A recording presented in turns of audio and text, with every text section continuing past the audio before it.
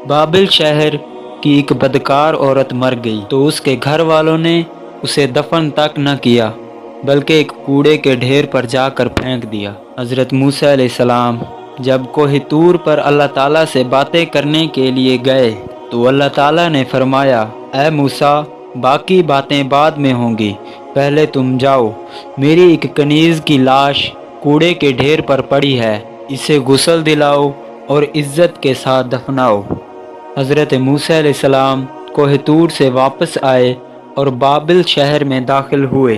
तलाश करते करते एक कूड़े के ढेर पर देखा कि एक औरत की लाश पड़ी है और उसके इर्द गिर्द 4 बड़े कुत्ते उस औरत की लाश की रखवाली कर रहे हैं ताकि कोई दरिंदा आकर उस लाश को पामाल न कर सके। हज़रत मूसा अलैहिस्सलाम ने उनके घर का पता पूछा और उन लोगों से कहा कि मुझे इस लाश को उठाने में मेरी मदद करो। औरत के घर वालों ने कहा, हम इस लाश के करीब भी नहीं जाएंगे। ये एक बदकार औरत थी जिसने अपनी सारी ज़िंदगी बदकारी में गुजार दी। पूरे शहर में सब लोग लाश को उठाने से इनकार कर रहे थे। हज़रत मूसा अलैहिस्सलाम ने अपने भाई हज़रत हारून अलैहिस्सलाम को पैगाम भेजा और कहा कि लाश उठाने में मेरी मदद करो। तो जब दोनों नबियों ने लाश को उठाया और जब गुस्ल की बारी आई तो शहर की कोई भी औरत गुस्ल देने के लिए तैयार न थी।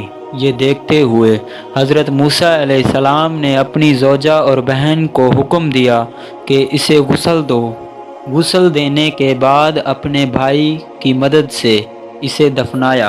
तो जब आप दफना कर वापसी आ रहे थे तो शहर के लोग आपके सामने हो गए और पूछने लगे कि ए मूसा, हमें बताओ कि आपने एक बदकार औरत को इतनी इज्जत क्यों दी, या फिर वो कलमा जो आप अलैहिस्सलाम यानी हज़रत मूसा ने हमें पढ़ाया है उसे हम वापस करने आए हैं। तो हज़रत मूसा अलैहिस्सलाम ने फरमाया, ऐ लोगो, मुझे जो अल्लाह ताला की तरफ से हुक्म हुआ था मैंने उसकी तामील कर दी।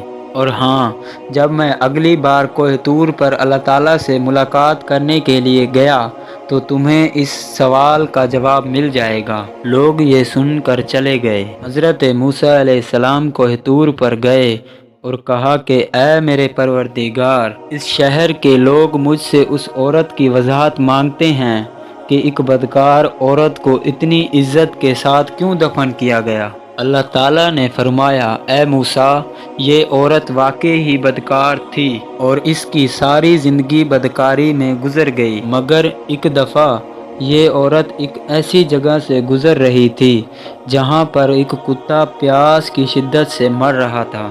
इसने पानी के कुएं से अपना कपड़ा गीला किया और कुत्ते के मुंह में निचोड़ दिया। प्यासे कुत्ते के मुंह में जब पानी आया तो उसके तड़पते जिस्म में जान आई और मुझे औरत की रहमदिली पसंद आ गई और मैंने मौत के फरिश्ते से हुक्म दिया कि इसकी रूह को कब्ज़ कर लो ताकि ये औरत आइंदा कोई बदकारी न करे।